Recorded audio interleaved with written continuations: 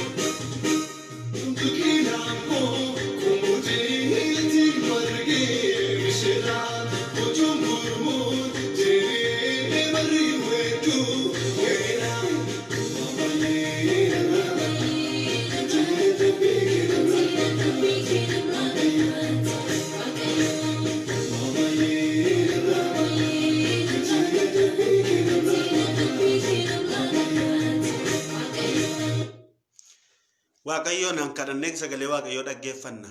Yaa waaqayyo kan galgala kana nu kanne guyyaa kana kan nu laate si'i maqaa Yesuus Kiristoosiin galanni siif haa ta'u. Gargaaramnee waan baay'ee keessaa oollee galgala kana garuu akkaataa itti sagalee keenya dhageenyu, akkaataa itti yaa waaqayyo gooftaa itti si galateeffannuuf haala nu mijeessite galanni ulfinni maqaa keetiif haa ta'u. Ammas yaa waaqayyo gooftaa nuyi sagalee kee malee dubbii kee malee jiraachuu hin dandeenyu. Ati dubbii kee nutti dubbadhu. Gaafa ati dubbii kee nutti dubbattu jireenya keenyatu haaraa, mul'ata karaa keenyatu banama, mul'ata keenyatu banamaa ta'a. Yaa waaqayyo ija keenyatu banamaa ta'a. Karaa ittiin yaa waaqayyo gooftaa gallatti ittiin adeemu deemsa keenyatu yaa waaqayyo gooftaa haaraa ta'a waan ta'eedhaaf dubbii kee nuuf ergi. Garbichi kee Daawit akka jedhe dubbiin kee faana kootiif ibsaadha. Karaa nama agarsiisa dubbiin kee. Nama si dhagoo barbaadetti karaa agarsiisa dubbiin kee. Maqaa Yesuus Kiristoosiin dubbii kee kan dhagaa jiran maqaa gooftaa Yesuus Kiristoosiin karaa kan argan haa ta'an. Karaan harkaa badee kan jiru garatti deemanii kan dhaban maqaa Yesuus Kiristoosiin amma dubbii kee kanaaniti galgala kana karaa argan. Wanti nuun mormu dubbii keetiin kan mormu qilleensa keessa lafa taa'ee kan nuun mormaa jiru maqaa Yesuus Kiristoosiin kan waraaname haa ta'u. Maqaa gooftaa Yesuus Kiristoosiin jireenya keenyarra kan cabe haa ta'u. Kan obboloota koorraa kan cabe haa ta'u.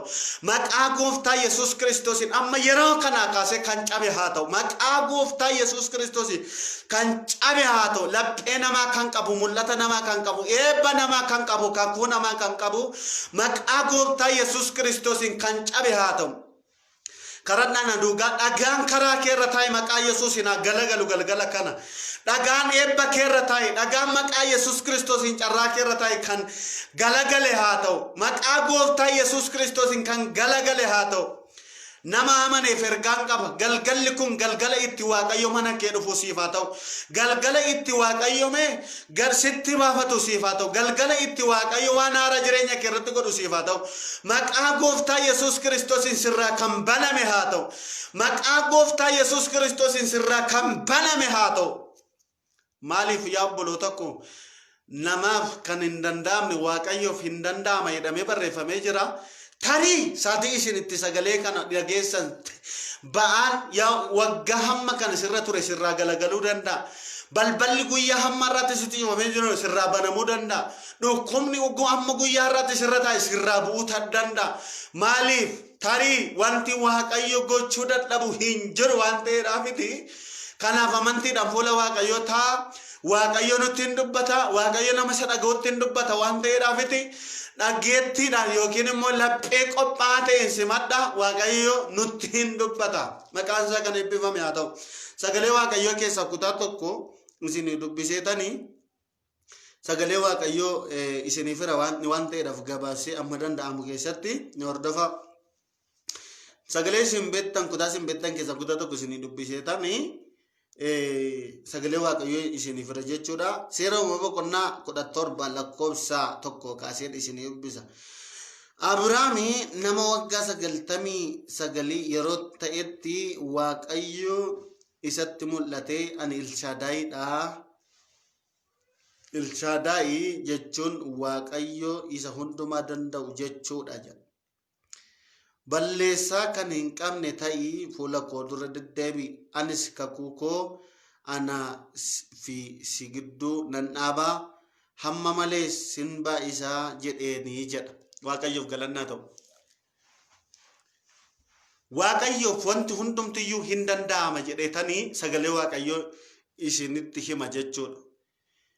Kan nama dhibu keessaa namaa fi waan muraasa wanti dandeettiin namaa wanta muraasa tokko yoo danda'e tokko hin danda'u. Fiildiin namaas kennan namaas garaagara.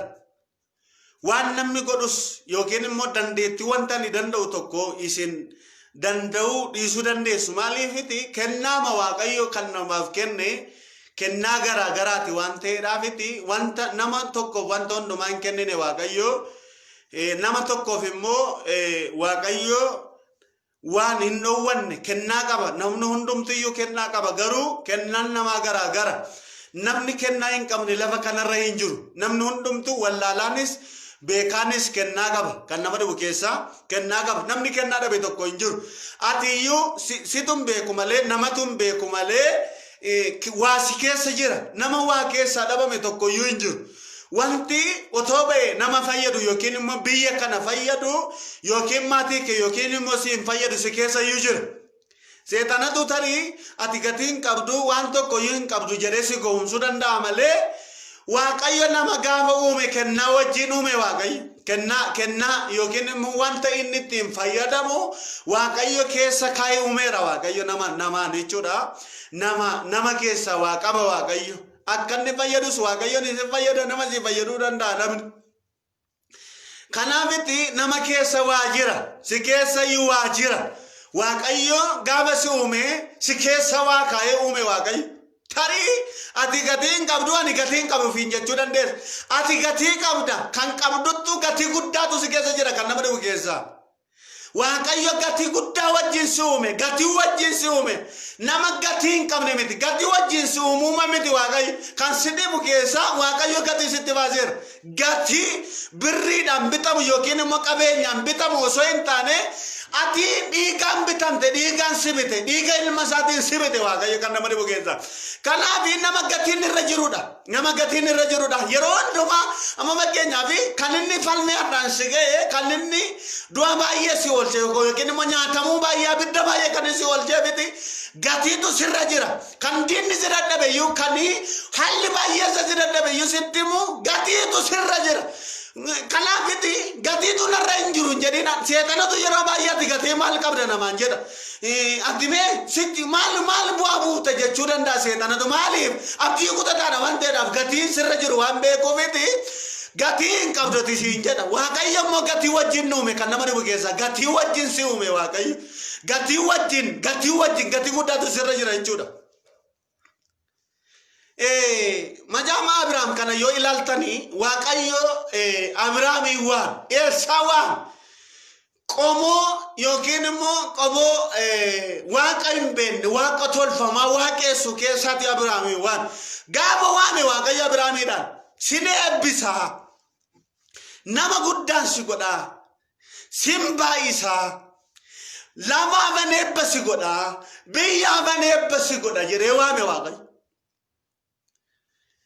Baay'ee dheesi waan addanaa bayyee waame waaqayyo addanaa bayyee ilaalala eebbimamuu fi dursa kan barbaachisu adda ba'uudha iddoo qaba iddoo hundumaatti hin eebbifaman iddoo ofii beekuunis gaariidha eebbifamuu dura amma fakkeenyaaf nam tokko iddoo isaan beeku waan godhus hin beeku iddoo ofii beekuun gaariidha. Waan biyya beekuu miti waan gochuu beekuu miti yaaduu miti iddoo ofii beekuun mataan isaa yoo eebba iddoo kee miti ittiin jedhe waaqayyo iddoo kee miti iddoon kun iddoo kee miti garuu sin eebbisa ittiin jedhe kottu bahinnaan Abrahaamis tokko waaqayyoodhaan hin dhagee lama hin ajajame sadi hin amane. Amma nam tokko kottu bayi iddoon kun kan keemiti bayi illee wattiin jedhe waaqayyo hamma rukutamutti yookiin immoo hamma dhagee amma iddoo kana waan baay'ee baay'isutti amma piroosesii baay'ee baay'isutti danda'ee hin bahu.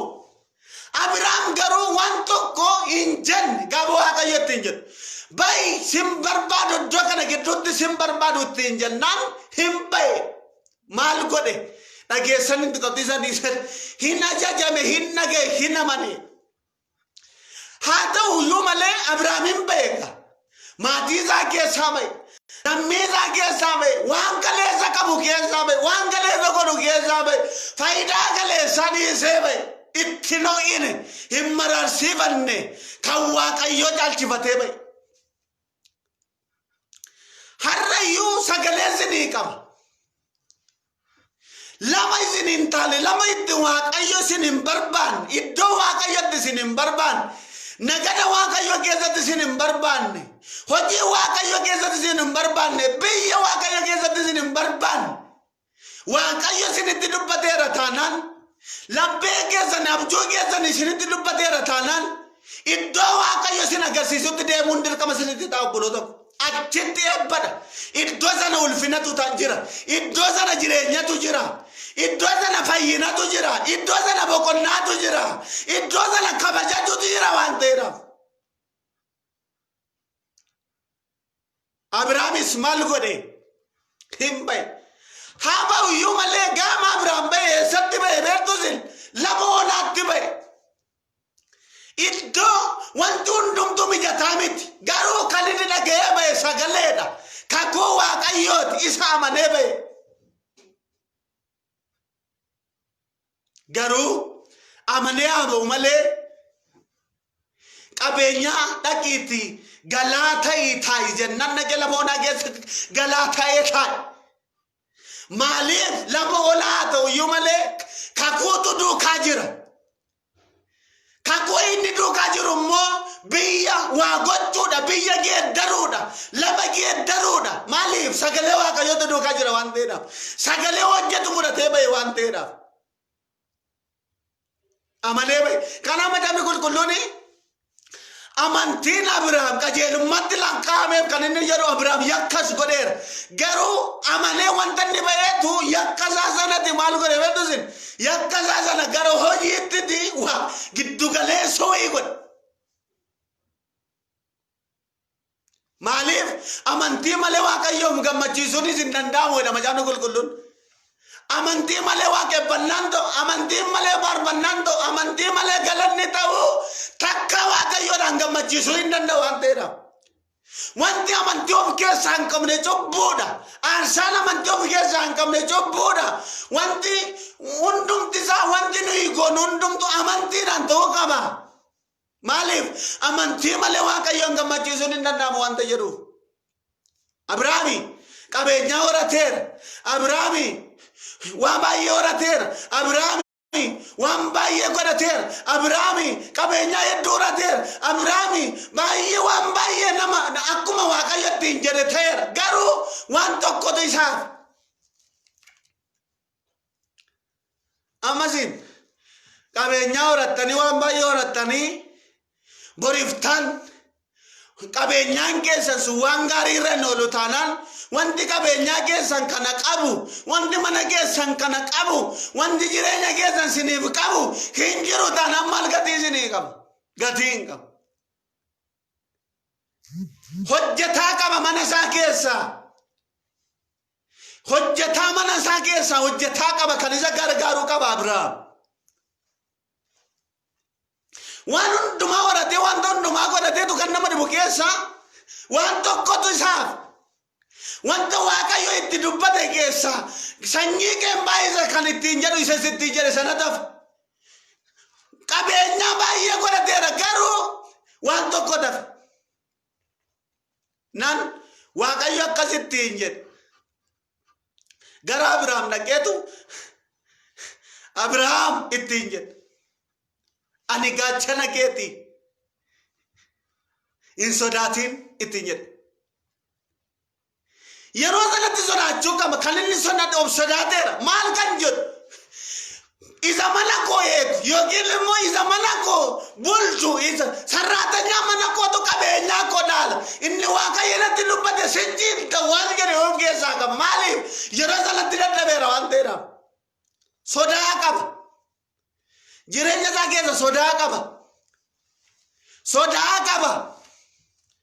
Ammayyuu sitti hima. Isa waaqayyo siin jedhetu si dhaala malee inni diinni falli jedhu sin dhaalu. Inni seetanni jedhu sin dhaalu. Inni biyyi lamaa jedhu sin dhaalu. Maaliif? Waan nageessee baatee qabda. Waan waaqayyo siin jedhetu jira. Gatii waaqayyo sitti baasetu jira waan ta'eedhaaf sirra. Na dhaala. Sin dhaalu. Sinnalu. Ela sinnalu. Ammayyuu kan dhibbataa jirtu sittan hima sinnalu. Ammayyuu waa gidduu kan jirtu ammayyuu sittan hima sinnalu. Isa waaqayyo jedhatu si dhaala. Sinnalu. Isa waaqayyo jedhatu si dhaala malee. Na dhaaluuf jedha sinnalu ittiin jedhe waaqayyo. Sinnalu. Amma sirra deebi'ee maal ittiin jedhu beektu sirra waaqayyo. Isaanis hin jedhe isa jilba kee keessaa ba'u. Haleluuyaa. Ila la. Yeroo kanatti ko bubbuleera. Wanti waaqayyo ittiin jedhe bubbuleera. Isaanis waan baay'ee itti godhataniiru garuu wanti itti irrate tokko waatu jira. Waaqayyo isa sitti irrate sana beeka garuu hin guuta. Hin sodaatin. Isa waaqayyo sitti dubbate sanatu siif guuta malee innati sodaattu summa nageetti hin ta'u. Malato sokoma malato kama haleluya. Nan Abraham ittiin jedhe sinnaanu isa jilba kee keessaa ba'utu si dhaala. Ilaala yeroo tokko seetanni namaanis hin fayyadama.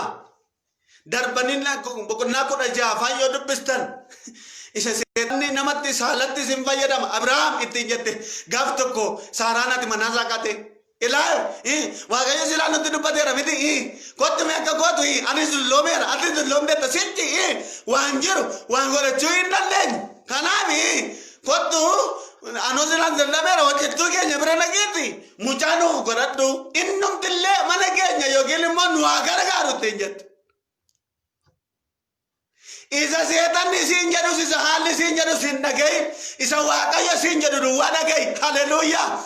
Inni garuu si ulfeessa, inni garuu nama si godha, inni garuu nama gaa si godha waan ta'eedhaaf innaan hin naqe akkuma inni isheen ittiin jette hin naqe. Ilaala karaarraa qabaa jirti. Ilaame wanti diinni kakuu keenya gidduu waa dhufee hin galataanaan kakuu keenya kana achi buta. Guyyaa kakuu keenya kana kalaarra bubbuta. Karaa kakuu keenya kanatti naannoo nuti ta'a waan ta'eedhaaf. Israa'eelonni gaaf tokko mee waan isaan godhantu san yakka isaan godhantutu karaa guyyaa 40 waggaa 40tti fudhate waan ta'eedhaaf. Akka nuyi naannoo nu godha. Ilaas keessatti yakki nuyi goonu wanti nuyi otoo kakuu eegnu yookiin karaarraa gorru kuni karaa kakuu keenya nu jala dheeressuu danda'a. Israa'eelotatti karaa guyyaa 40tu waggaa 40tti fudhate waan ta'eedhaaf. Waaqayyo ayyaana isaanii nu mamaayisu. Waaqayyo ayyaanni waaqayyo nu haa gargaaru. Innaan hin naqe. Kan nama ni bukeessa waaqayyo kan ittiin dubbate kan isaanii hin godhatu ittiin jedhe mucaa ilmaadha. Waaqayyo kan inni arge. Kan aggaariinis argite mucaan kana geeddali kan isheen saara keessatti itti ergitee godhates ilma lamaan isaanii ilma. Garuu isa waaqayyo ilaale miti. Garuu isa waaqayyo jedhe miti. Amma yeroo tokko tokko waanuma waaqayyo nuun kennine nuuf tuulla. Waanuma waaqayyo namaan hin kennine lama kana macheessuu barbaadan. Garuu waan waaqayyo namaan kennine gatii hin qabu. Waan waaqayyo namaan kennine mee du'a qaba. Waan waaqayyo namaan kennine mee wanti yeroo waaqayyo malee dhufu mee salphina. Wanti yeroo waaqayyo malee dhufu mee du'a bakka abidda waan tokko hin godhu waan ta'eedhaaf. Kan waaqayyo miti garuu. Ismaa'eel dhalateera garuu kan waaqayyo miti. Bakka ilma godhanneedhaan. Godhatanii yoomni isaan diree gaaf tokko immoo ishee matti ergitetu Saaraatu irratti ka'e. Fuudhiin irraa deemi ittiin jette. Fuudhanii deeman. Haa ta'u keessa kana keessan seenu waan ta'eedhaaf inni lallaba biraan jala waan ta'uudhaaf hin jiraatan namas itti fufanii. Waaqayyo boqonnaa 17 irratti gara Abrahaam naqeetu erga Aggaaris mana isaaniitii baate erga Ismaa'eelis mana isaaniitii ba'e Abrahaam jedhe innaa Abrahaam waaqayyo gara sana koo kana waggaa 99. Tani waaqayyo har'a galgala kana otooti bakka eegdee abdii kutatte maali waaqayyo kun inuma dubbata sila garuu namaan godhuyi.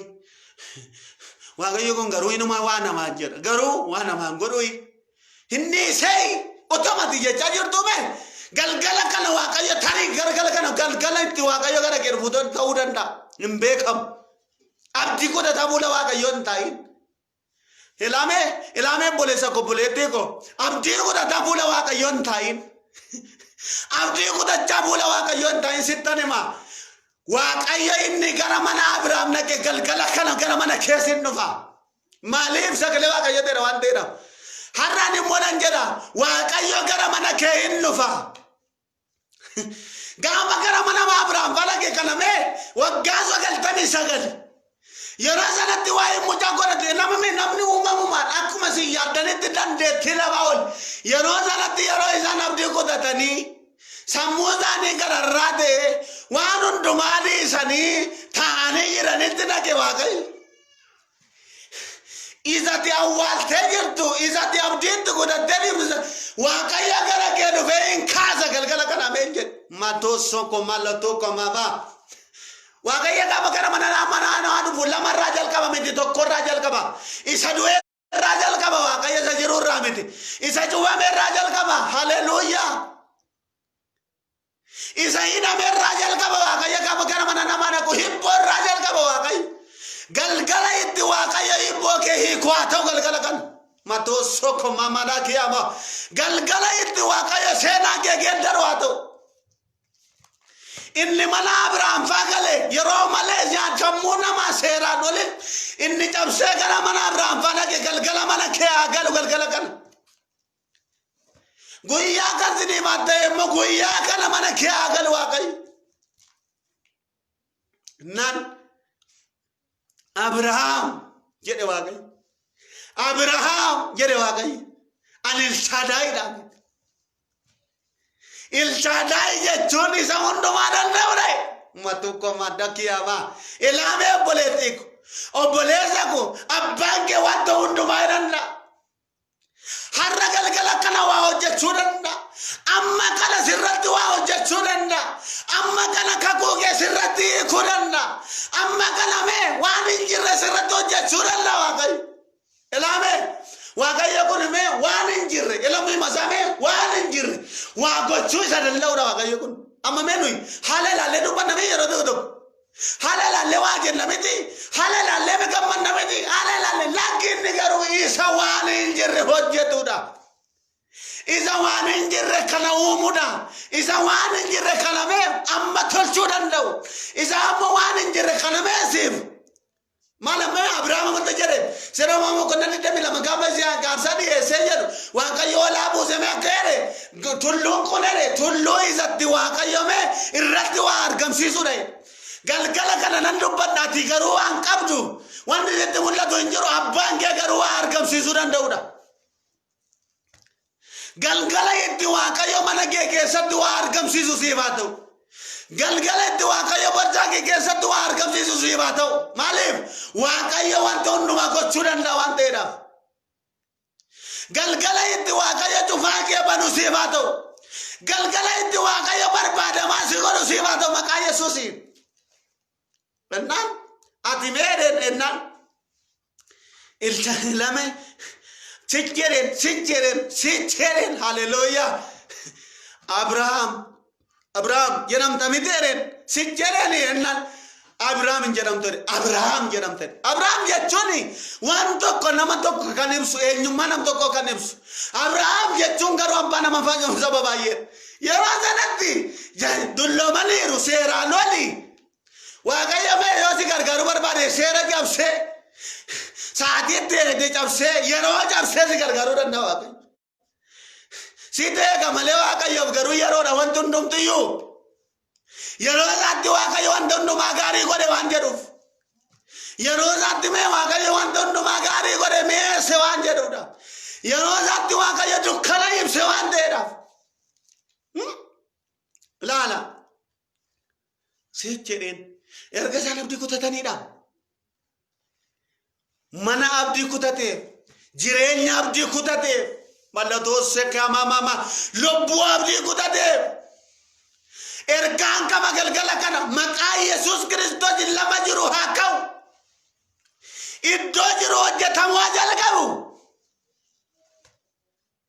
matoo soko balakee amama gaaf tokko Israa'eልን nujuuneerra awwaalaamneerra ototan jedhanii waaqayyo ani gooftaan immoo ereen karaas kellaqee awwaala keessan banee yeroo hin baasu waaqayyo keessan ta'uu ko hin beektu jedheen galgala kana lafas wanta si awwaale keessa waaqayyo si baasa mul'ata kee awwaalame hin baasa abjuu kee awwaalame hin baasa kakuu kee awwaalame hin baasa jecha kee awwaalame hin baasa guddina kee awwaalame hin baasa galgala kana mee alaabaa mo'ichaa tokkotu ol bahee natti mul'ataa jira eenyu bakka ta'e hin beeku waaqayyo biyya keenya ammee alaabaa mo'ichaa ol baasee hin dhaaba haala laaliin ammayyuu biyya keenya abdiin jira ammayyuu mee siif abdiin jira ammayyuu mee gaa'ela keetiif abdiin jira ammayyuu jireenya keetiif abdiin jira ammayyuu siif abdiin jira alaabaa ol bahee mul'atutu natti argama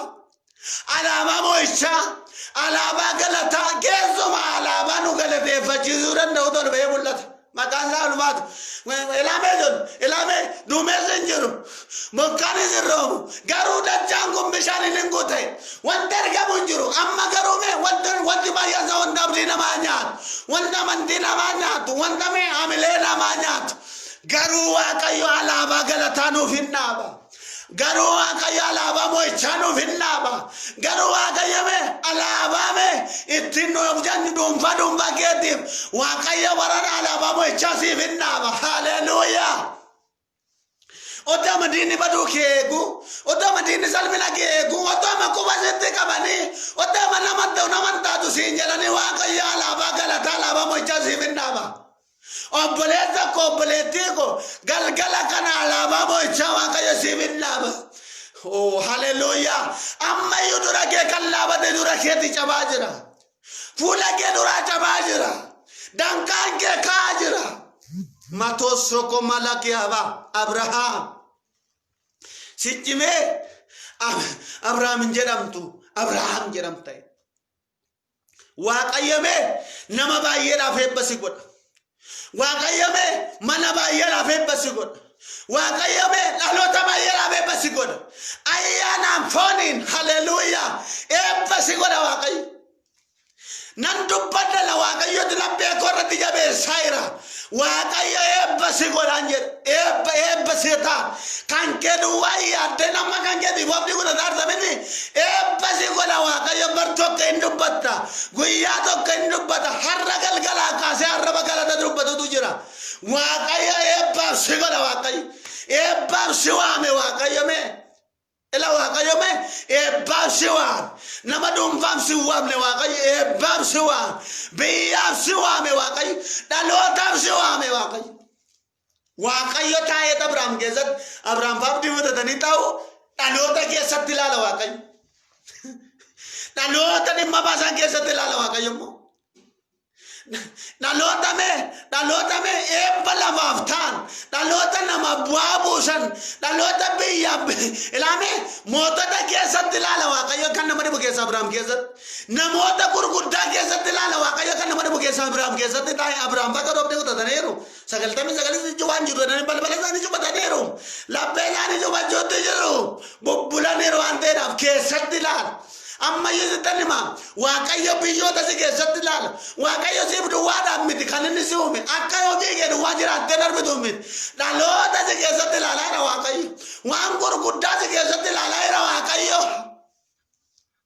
ati nan du'a jetta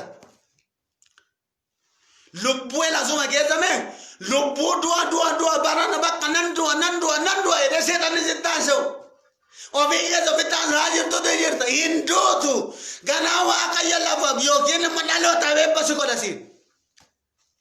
Natti mul'ataa jira waan ta'eef laphee korratti jabeessaa jira. Ekele yoon jechuu baadhe sii jettee yoo maqaa kee waamuu dhiise hinduutu qambarrii du'aa sirraan cabsa garuu dhalootaaf namootaaf eebbasi godha waaqayyo. Kana ilaala waaqayyo Abrahaam keessatti. Naan otoma isaan jal jedhanii ta'anii balleessaa malee mudaa malee deddeebii fuula akka fuuldura ittiin jedhe waaqayyo.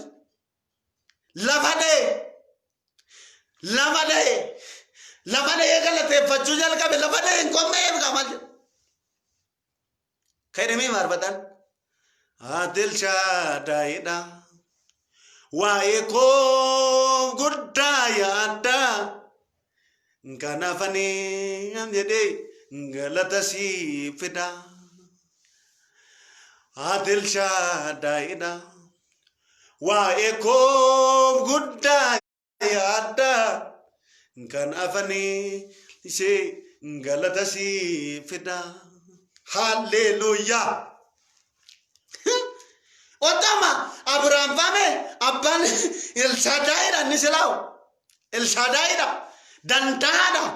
Kan nama dhibu keessa macaafa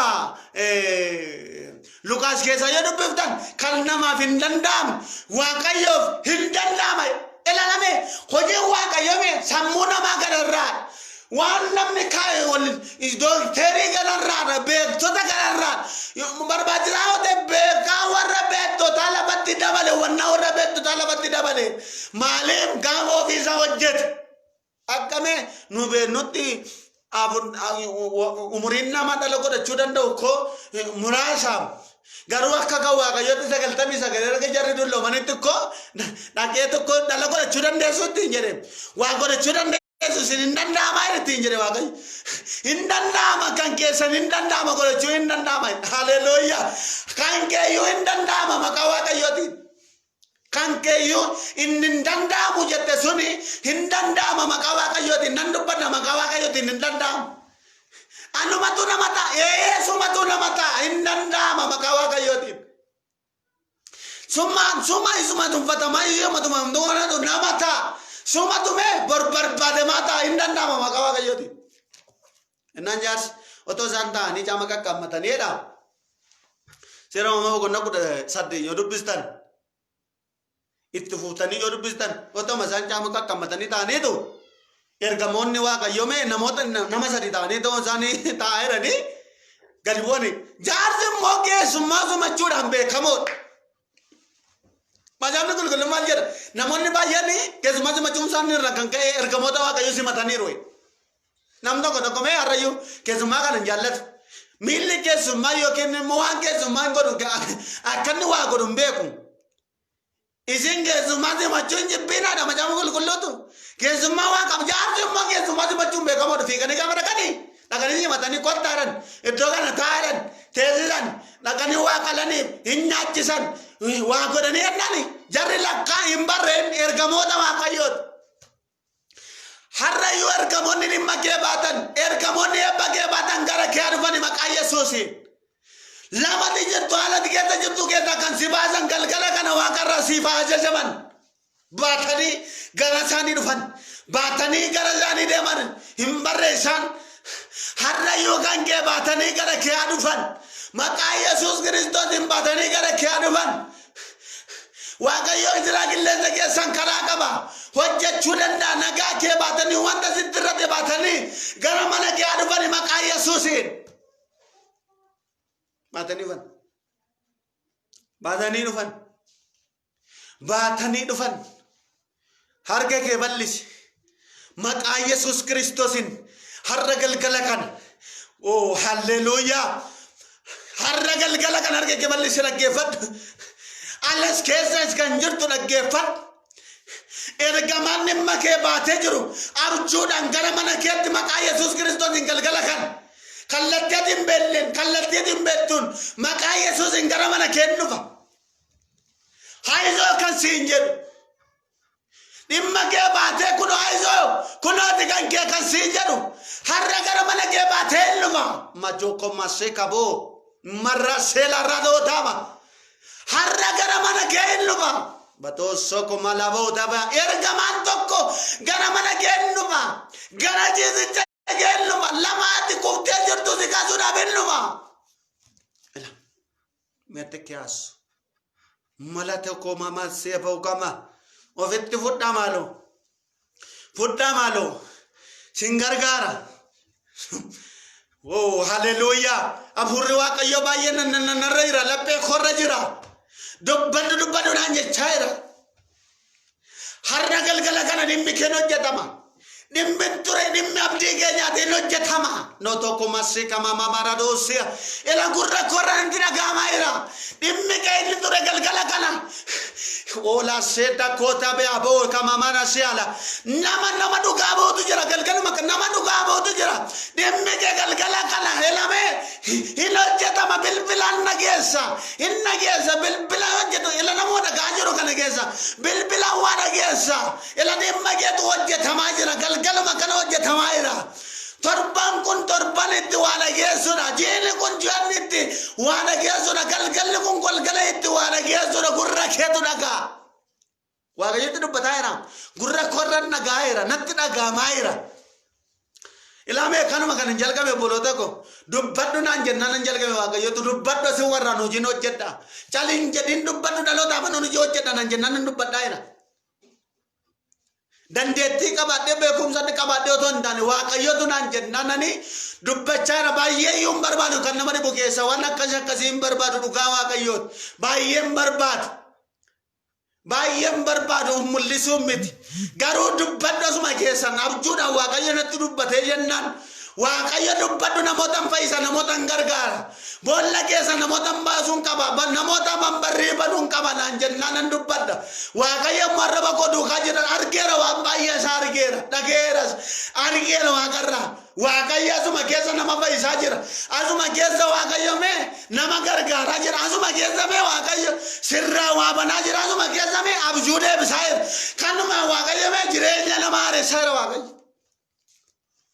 Nyaatanii kaaniitu waaqayyo. Haati manaa keessaa raana hundaan gola keessa jirteen. Maaliif jettan nyaata isinii qopheessaa jirteennan. Isa waaqayyo nutti hime sana bare gergisee yoo naame ittiin jedhan jennaan mucaan sun inni mee Isihaaq jedhame suni hin dhalate ittiin jennaan jette jaati maaliif beektu yeroo isaa miti waan ta'eedhaaf jennaan maaliif kolfite ittiin jennaan ergamoota sodaarraan kan kee hin kolfine ittiin jette. Hin kolfine jennaan ergamaan sun deebisee wanti waaqayyo gochuu dadhabu wanti waaqayyo dadhabamu jiraare itti jedhe haleluuyaa amma yoo nan jedha wanti waaqayyo jechuu dadhabu jiraare wanti waaqayyo gochuu dadhabu jiraare wanti waaqayyo hiikuu dadhabu jiraare cubaa waaqayyo banuu dadhabu jiraare. Mul'ata Yohaannis boqonnaa 3 lakkoofsa 8 irraa maal jedhu beektu ati dubbii koo hin ganne saganama kaasee sitti kenne di waaqayyo gaama warri kan waan barbaade ta'an ati garuu dubbii koo hin ganne humni kee immoo xinnoodha ittiin jedhe maal jechuudha beektu humni kee xinnoodha humni namaa muraasa wanta itti gootu xinnoodha kanaaf dandeettii kootiin immoo balbala eenyu tokko cufuu hin dandeenyaan sii kenneere haleluuyaa siif kennameera la tossoko baba sirra balameera maqaa Yesuusiin la tossoko mama ilamame balbala dhabdanii kan rakkachaa jirtan keessuma nama sadi waaqayyo balbala banamaa isinii kenneera dhugaa waaqayyooti dhugaa baatiin taatu ila dhugaa baatiin taatu dhugaa baatu waaqayyo balbala kee baneera tossoko mashikamoto komarato dubbadunaan jechaara sirra baneera. Sirra barera na joka masoka mama sirra banera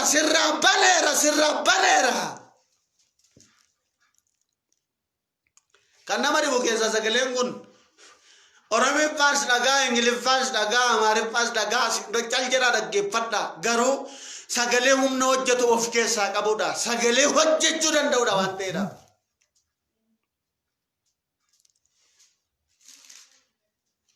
Wanti waaqayyoof godhamu gochuu wanti waaqayyo gochuu hojjechuu dadhabu jiraare hin jiru. Siif dadhabame malee waaqayyoof garuu hin dadhamu. Siitu hin dandeenye malee waaqayyoof hin dadhamu. Wala seeka mama goota goma na baba.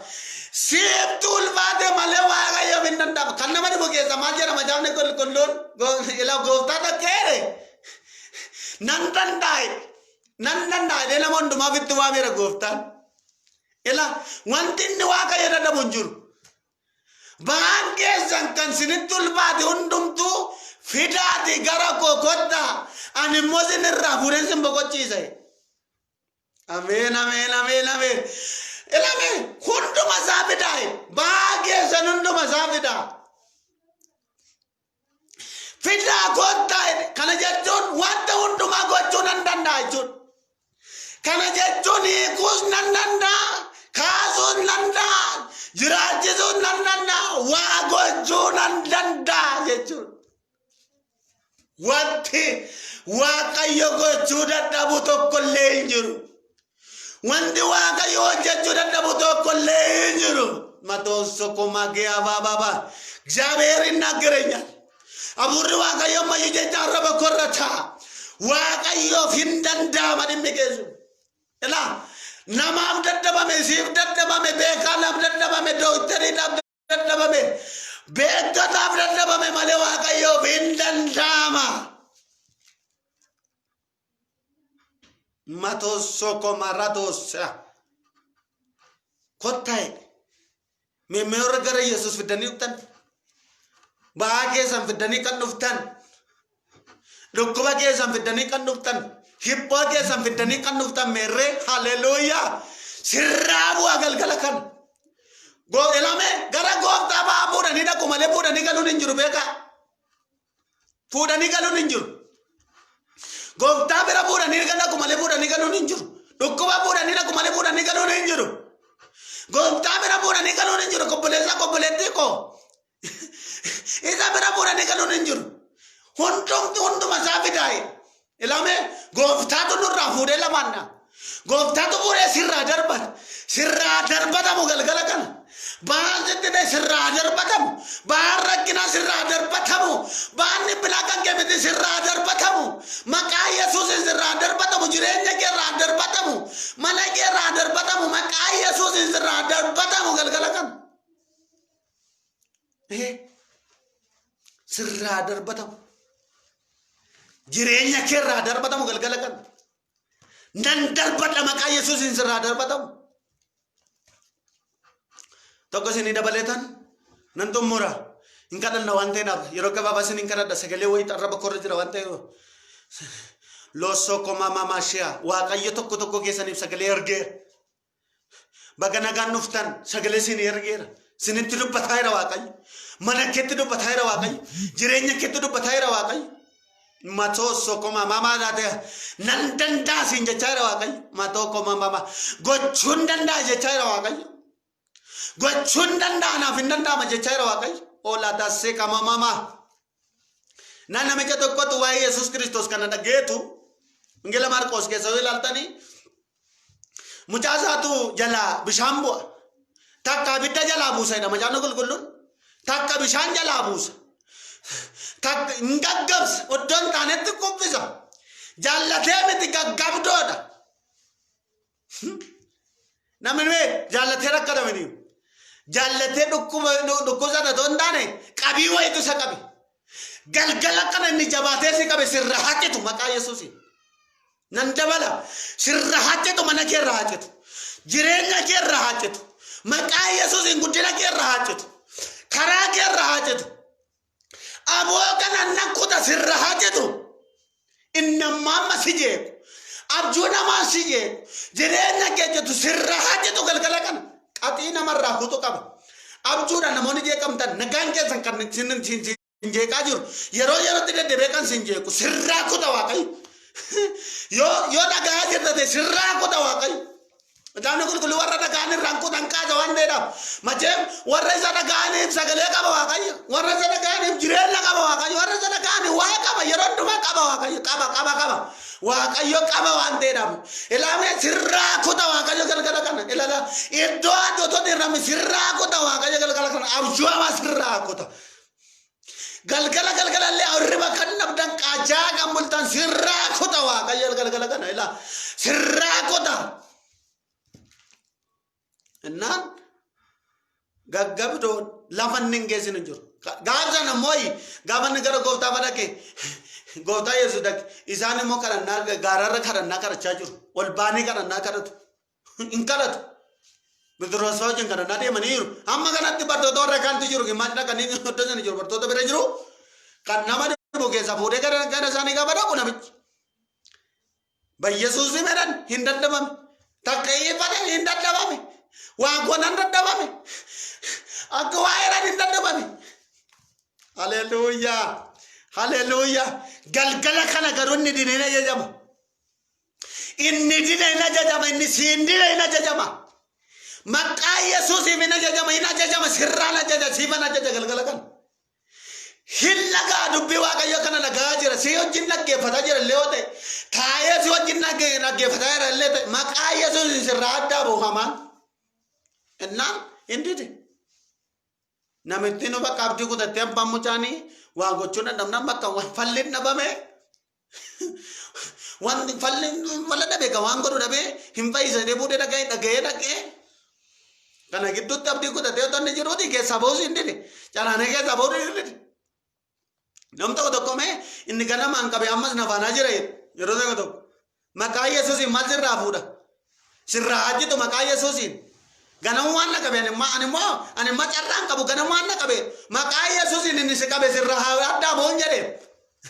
Ani qabameedhaam jireenya koo qabame maal sana nama ta'a na qaba. Inni si qabe maqaa Yesuusiin haa qabamu harka waaqayyootiin sirraa. Maal sirraa qaba? Maal sirraa qaba? Mana keerraa maal qaba? Jireenya keerraa maal qaba? Atoo kan gooftaati. Atoo kan Yesuusi maal sirraa qaba? Maqaa Yesuusiin sirraa addaabu. Maalicha laguu si faana deemu. Maalicha biyya si faana jecha. Maalicha yoo guyyaatti si faana jecha galgala kana si biraan awwaala. Kan awwaalame haa ta'u maqaa Yesuusiin. Sirraan awwaala galgala kana maqaa Yesuusiin sirraa kan awwaalame haa ta'u. Matoo sokkoma maana tokkoma mamaa. Sirraa kan awwaalame haa ta'u.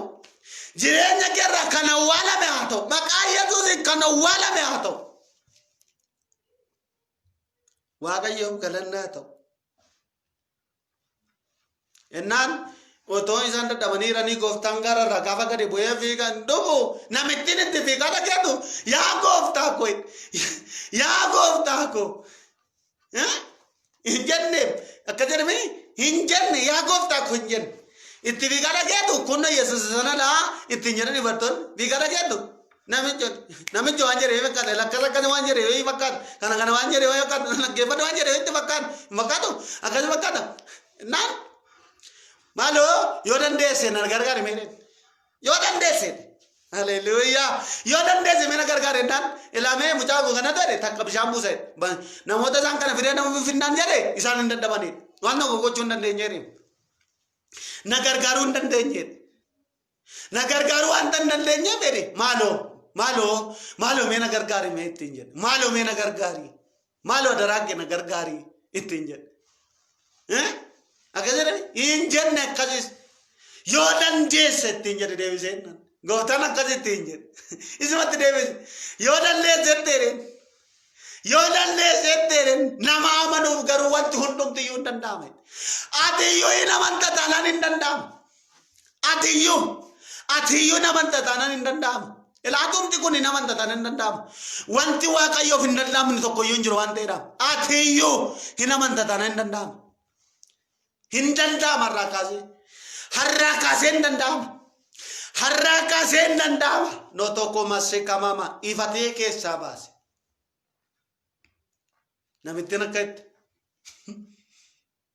akkasitti afaan qabachiise bartoonni akkamitti ennan inni kun edeen inna soomaaf kadhata malee hin bahu isiniif hin danda'amu waan jedhe hin fakkaatu hin danda'ama garuu otoo isin soomsanii kadhatan hin danda'ama kana jechuun maal jechuudha beektus isin jabaachuu barbaadaadha isinme amanuutu isinirra jiraataadha isinme jajjabaachuutu isinirra isin jajjabannaan garuu hin danda'amaadha dubbichi maqaan isaa kan ulfaate haa ta'u egaa gara macaafa kanatti gaafa isin deebisu wanti ani ilshaadaayidha ittiin jedhe ilshaadaay jechuun wanti hundumtuyyuu wanta waaqayyoof dadhabamu tokkoyyuu hin jiru jechuudha.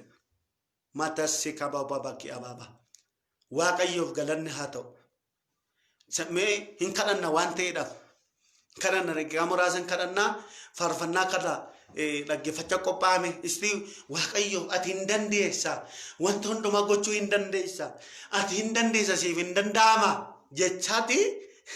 Taa waaqayyo isin haa eebbisu deqqatinna tokko isin kadhadha waan ta'eedhaaf maaloo kan dhukkuba qabdan dhukkuba keessan irratti qophaa'a kan rakkina balballi akka isin banamu barbaadan balbal naa banamuu qabaniidhaaf amana sagalee waaqayyo irratti dubbateera waan ta'eedhaaf sagalee ergeera waan ta'eedhaaf dubbateera waan ta'eef isiniin kadhadhaan immoo waaqayyo sagalee isaa duukaa jedha jedhamee barreeffamee jira waan ta'eedhaaf waaqayyo inni sagalee isaa duukaa kun isin gargaara waan ta'eedhaaf bee deqqatinna tokko ergobsitanii amma keessanii qoqqophaati kan dhageessan kan jirtan maaloo tokkicha gurra keessan as qaba faarfannaa kana xinnoo dhaggeeffataa dhumate isaan booddee isiniin kadhadha waan ta'eedhaaf amantiidhaan dubbadha waan ta'eedhaaf waaqayyo mana duukaa jira sin gargaara sin irraa bana sin baay'isaa wanti hundumti waaqayyoof hin danda'ama waan ta'eedhaaf qophiidhaan na duukaa ta'a otoon kadhatiin dhuma faarfannaa kana dhaggeeffata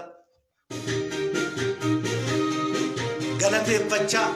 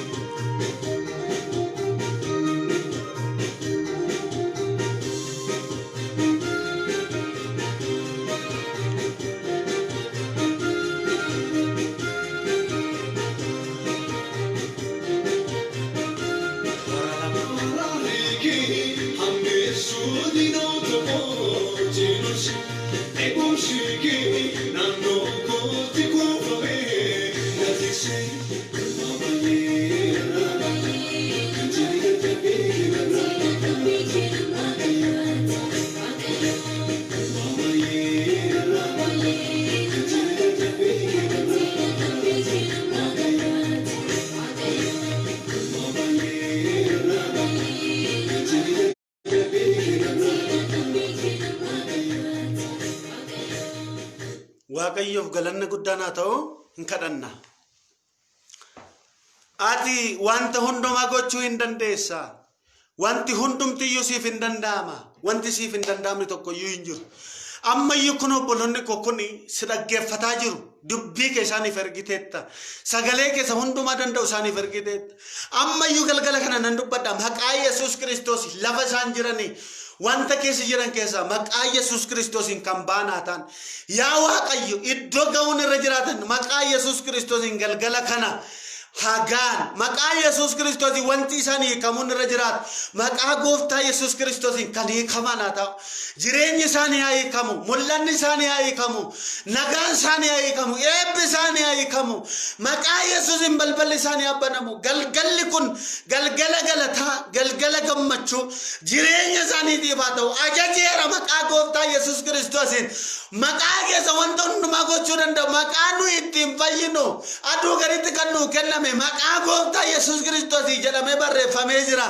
Maqichi maqaa addaati maqichaan galgala kana maqaa gooftaa Yesuus Kiristoosiin kan gargaaraman haa ta'an maqaa Yesuus Kiristoosiin kan gargaarame haa ta'an eebbi isaanii maqaa Yesuus Kiristoosiin haa hiikamu abjuun isaanii kan hiikame haa ta'u galgala abjuu nagaa keessaa bulan samii banamaa keessaa bulan ciisanii waan gaarii haa argan ba'anii waan gaarii haa dhagan bilbilaan karaa kallattii garaa waan gaarii haa dhagan maqaa Yesuus Kiristoosiin waamichi isaanii haa ta'u eebbi isaanii haa ta'u maqaa Yesuus Kiristoosiin barriin isaanii kan baname haa ta'u araarri jireenya isaaniitiif haa ta'u maqaa gooftaa Yesuus Kiristoosiin haa hiikaman barri isaanii haa hiikamu manni isaanii haa hiikamu sinchi yaa Waaqayyo gooftaa isaaniif yeroo dukkanaa yeroo yaa Waaqayyo bitaatti galutoo hin taane yeroo hiikamaa yeroo eebbaa yeroo galataa yeroo bayyinaa haa ta'an dhugaa baatuu kee haa ta'an warra galata kee dubbatan haa ta'an kan hunduma waan gooteef ulfaadhu hafuurri kee